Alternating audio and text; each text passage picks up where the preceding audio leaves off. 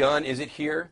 Oh, of course it's here. I mean, in the first place that you would expect to see it is in commodities, particular agricultural commodities and precious metals, which I think are the most sensitive commodities to inflation, and that's exactly what we've seen. And this inflation, it's not because of the weather. Politicians always want to blame inflation on other things like the weather or speculators or greedy corporations or labor unions. It's got nothing to do with those factors. It's all because of money supply. It's because of quantitative easing. It's because of stimulus. This is the consequence of what the government has done to try to stimulate the economy by running huge deficits, and the Fed prints money to buy up treasuries. That expands the money supply, that diminishes the value of money.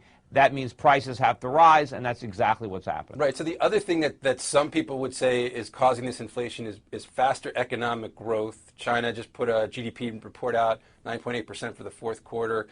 Is there a link between economic growth and inflation? Yeah, but it's the opposite. The more economic growth you have, the less inflation, at least if you're measuring it by prices. Because when economies are growing, they're growing their production. They're producing more goods, and that puts downward pressure on prices. It's when you have economies stagnated or contracting, when they're producing fewer goods, that you have upward pressure on prices. No, the real reason you have inflation is because the governments are inflating. Inflation literally means to expand. And what's expanding is the money supply. It's expanding all over the world. And as money loses value, prices have to rise. That is it. The rest of it is government propaganda to divert our attention from the real cause, which is the government. And this is what's happening.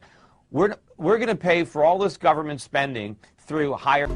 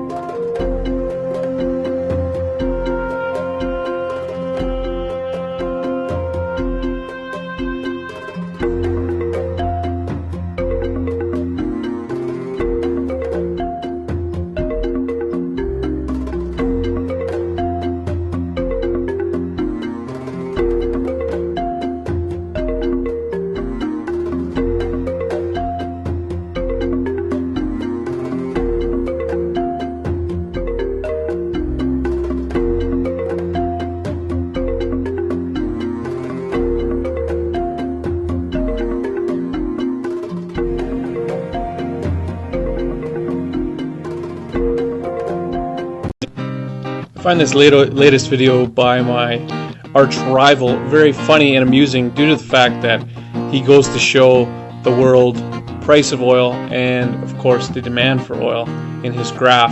And what I truly find amazing is that he totally neglects and fails to look at the banking system. Let's look what happened in 2000. The stock bubble burst with the tech bubble. And with that, what did the Federal Reserve do? They lowered interest rates, and at the same time allowing banks to get into the derivatives market. And from that point, the money supply over a 10-year period, well, 8-year period, doubled compared to what it took 100 years to do. Why was that? Because of derivatives being used against capital and lower interest rates. And when you look at the money supply, and it's kind of funny, when the money supply goes up, commodity prices goes up. It doesn't take a rocket scientist to figure that one out.